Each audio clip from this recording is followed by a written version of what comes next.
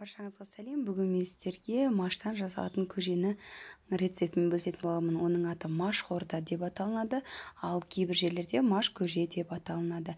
Бізге керекті ингредиенттердің барлығын описанияға жаза кеттім, қанша мөлшерде екенін. Ал енді кірісейік. Ең алдымен біз машымызды су құйып, газге плитаға қоямыз. Яғни машымызды бір қайнатып пісіріп алуымыз керек. Яғни кішкене жарылғанша қайнатамыз. Келесі кезекте сорпамызды дайындап аламыз. Ол үшін сұйық майымызды қазанымызға құйып, жақсылап қыздырып болғаннан кейін етімізді салып, бірінші қуырып алатын боламыз.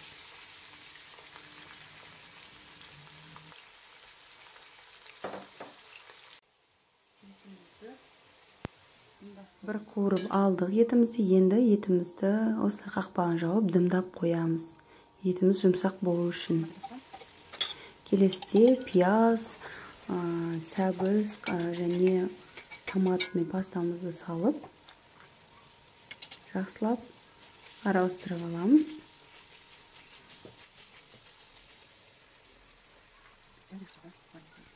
Келесі тұз, бұрыш приправаларды салып, жақсылап араластырып алатын боламыз.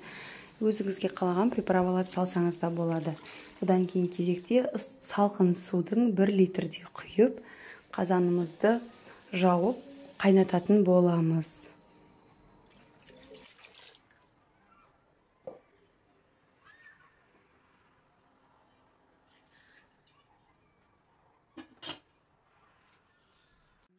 Ал мұнда біздің машымыз уже дайын, астын өшіріп алып қоямыз.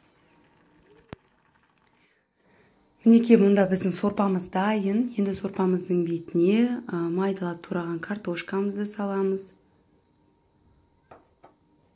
Бір араластырып жіберіп, оның үстіне болгар перецін салатын боламыз. Келесі жаңағы 2 чесногымызды, 2 бас чесногымызды осылай чеснокты езетін арнайы аппаратымен езіп салып аламыз. Чеснок тамаққа бір ерекше әдемі дәм береді, сондықтан чеснокты міндетті түрде салыңыздар.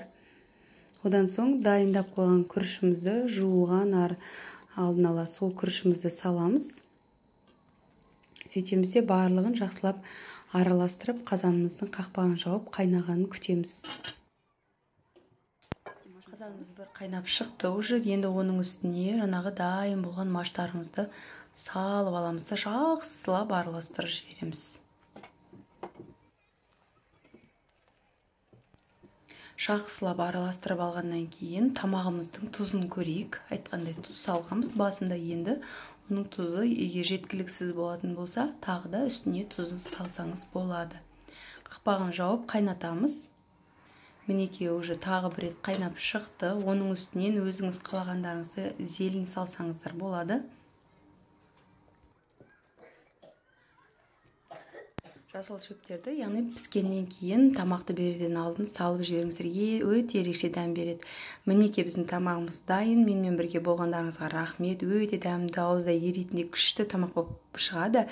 Үйдегілеріңіз тағы да жасап бер деп айтатын болады. Міндетті түрде сол үшін жасап көріңіздер. Менімен бірге болғандарыңызға рахмет. Каналыма тіркеліп, лайк басып, қоңыраушаны басып кетуді ұмытпаңыздар.